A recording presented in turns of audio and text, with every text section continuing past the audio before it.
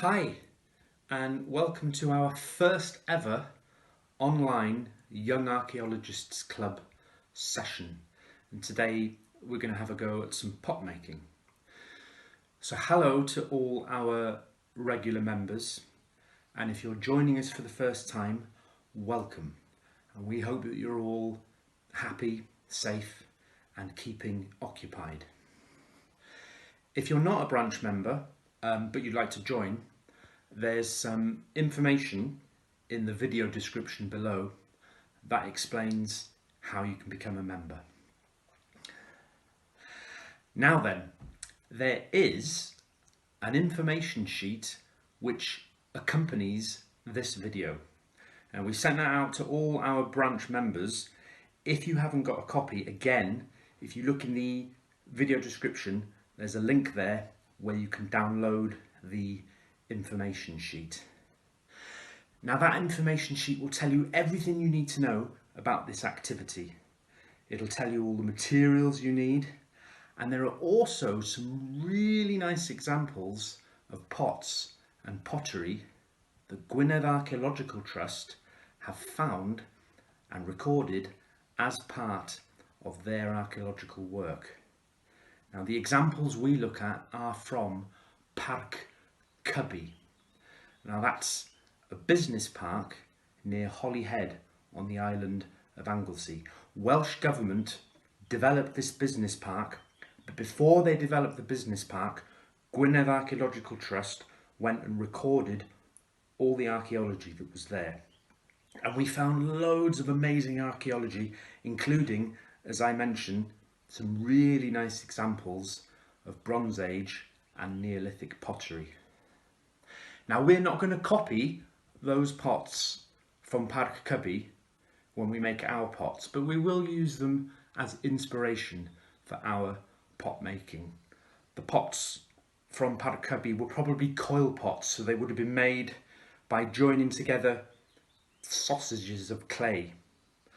But we're going to use a different process. We're going to make pinch pots. Now we're going to use that technique because I think it's a little bit easier. I certainly find it easier making pinch pots as opposed to coil pots, but we might have a go at making coil pots in a future session. Okay, so let's assume that you've read the information sheet, you've got all your materials together, you've found out about some of those lovely examples of pots and pieces of pottery that Gwynedd Archaeological Trust have found. I think we're ready to go. Let's make our own pot. So we need to make a nice round ball of clay, about this size. We do that by shaping the clay using our hands. If there are any bumps or lumps in the surface of the clay, as you can see, I'm just using my thumbs and fingers to smooth them out. And by doing this, we're also warming the clay up, making it nice and soft, because we are about to make a hole in the top of our ball of clay. So I'm going to use my thumb to make a hole. I'm just going to push my thumb into the top of the clay. If you think you're going to hurt your thumb, you can use something else to start the hole off. But I'm using my thumb, and I'm pushing my thumb about halfway in to the ball of clay. And then very gently, I'm just squeezing the sides of the pot between my fingers and thumb, moving the pot round, pinching the sides of the pot, making sure that the sides of the pot are all the same thickness so that everything is nice and even. Now, if there are any little cracks or lines in your clay at this point, you can just smooth them out like I'm doing there. Gently smooth them out, then carry on pinching and squeezing, moving the pot round making sure that the sides of the pot are all the same thickness, squeezing between my fingers and thumb. So it's starting to look like a pot now. You might get quite dirty hands doing this, so make sure you give your hands a good wash after the activity. And I'm also just smoothing the outside of the pot as well. If there are any lumps or bumps on the outside of the pot, you can just smooth them away using your thumb. Any little cracks, any little lines that are still there, smooth them out. Making sure that the surface of the pot is as smooth as it can be. And another thing you can do, if you want to make sure the bottom of your pot is nice and flat, you can just give it a little tap on your work surface. You can tap the top of the pot as well onto your work surface. And we just want the pot to sit nice and evenly on a flat surface. That's why I'm doing that. Giving it a final squeeze. Just making sure I'm happy with the shape of my pot. Any little lines that are left, smooth them out. You can also smooth the inside of the pot as well, using your fingers or your thumb. And I think I'm just about ready now to start decorating my pot. Yeah, I'm fairly happy with that. So I think we'll begin the pattern making process now.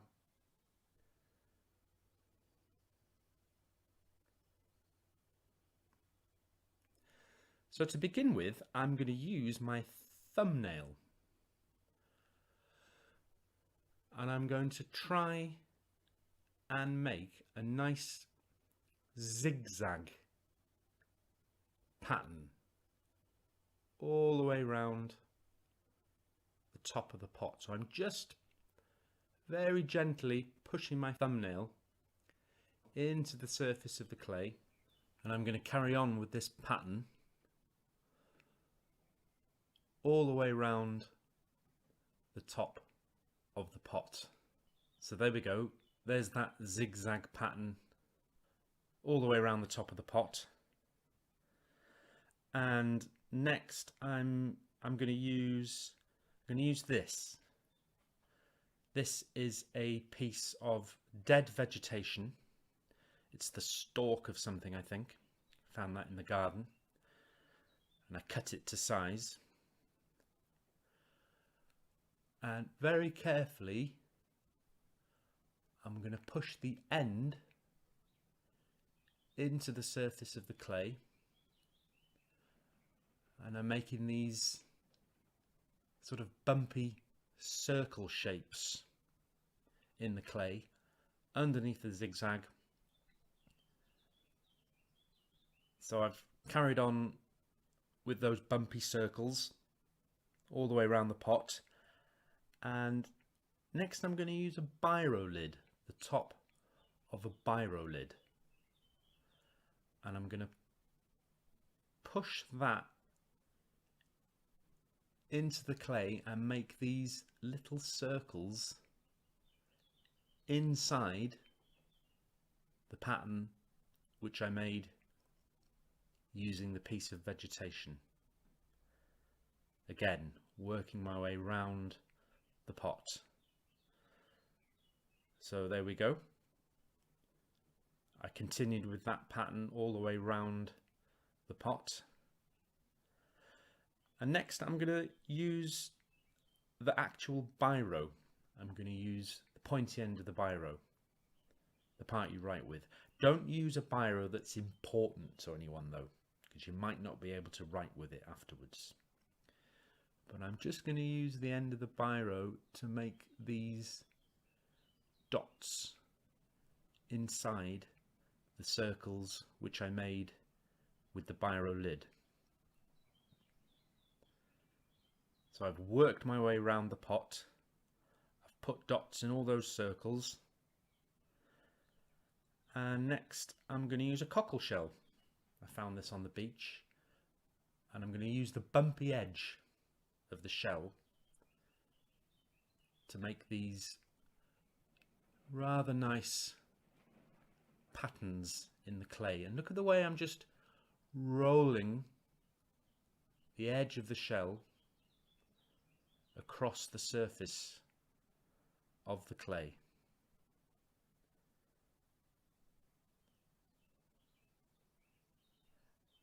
I'm going to pick up the biro lid again,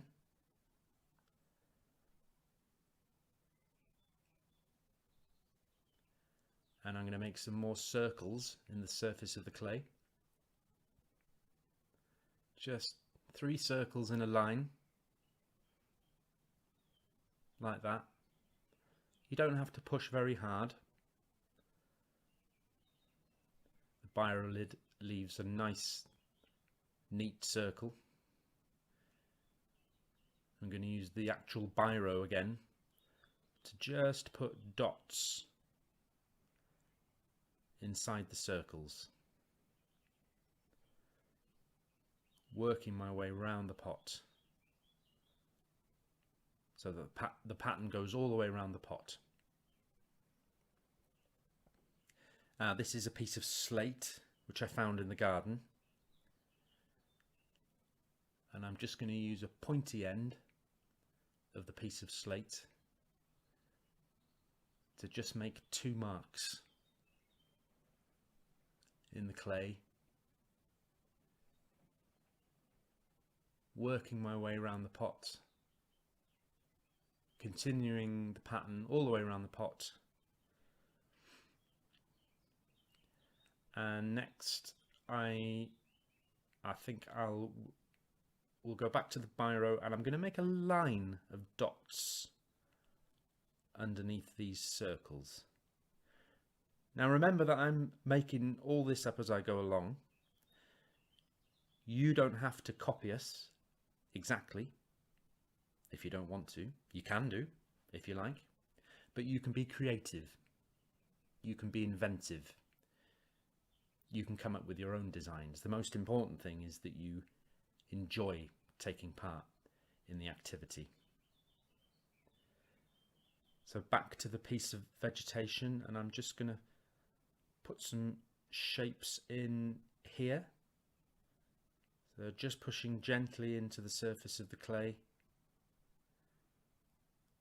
working my way around the pot. I'm being careful how I hold the pot now, because what I don't want to do is smudge the designs which I've already done. So back with the biro nib,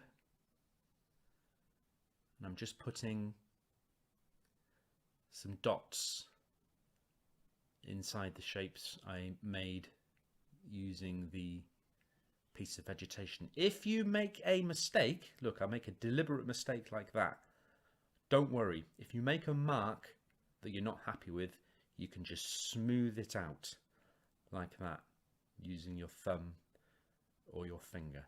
So don't worry too much if you make a mistake, because you can rectify it. And we're nearly finished now. And one of the last things I'm going to do is just going to make this line of dots, which are all quite close together, all the way around the top of the pot. If you find it easier at this stage to rest your pot on your work surface rather than holding it, you can do that. And there we go. I added a few more dots with a piece of straw which I had, but I think that's just about ready. And the next thing we need to do is leave the pot somewhere to dry.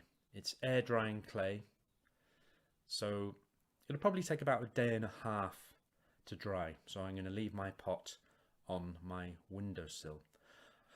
I just want to say again that you don't have to copy what we did. As I mentioned, you can be creative, you can be inventive. You don't even have to make a pot at all if you don't want to. I made these designs on a smaller piece of clay which I rolled out on my work surface. Now if you're going to do that though, you do need to be careful how you pick the clay up once it's dried, because it's quite thin and you don't want to crack your piece of clay.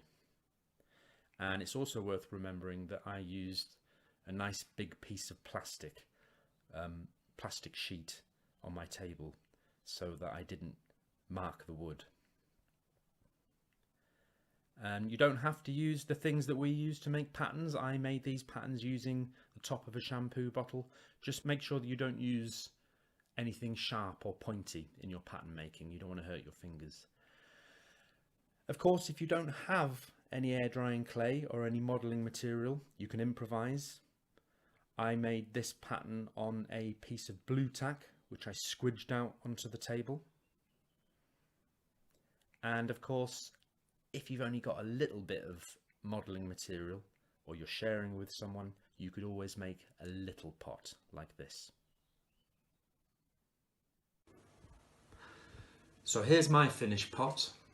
That took about 2 days to dry. Remember that it's air drying clay, so it doesn't need heat to harden. Remember too that the examples of pottery we look at in the information sheet were used to hold food and drink. Best not to use your pot to eat and drink out of. But there's all sorts of other things you could use it for. As you can see, I'm using mine to keep some pieces of sea glass in. And there we go. I think we're just about done. Thank you very much for joining us. If you did make a pot, send us a picture so we can see it. And as I mentioned earlier, if you're interested in becoming a member of the Bangor branch of the Young Archaeologists Club, you just need to get in contact with us. Our contact details are in the video description below. Okay, thank you very much and bye for now.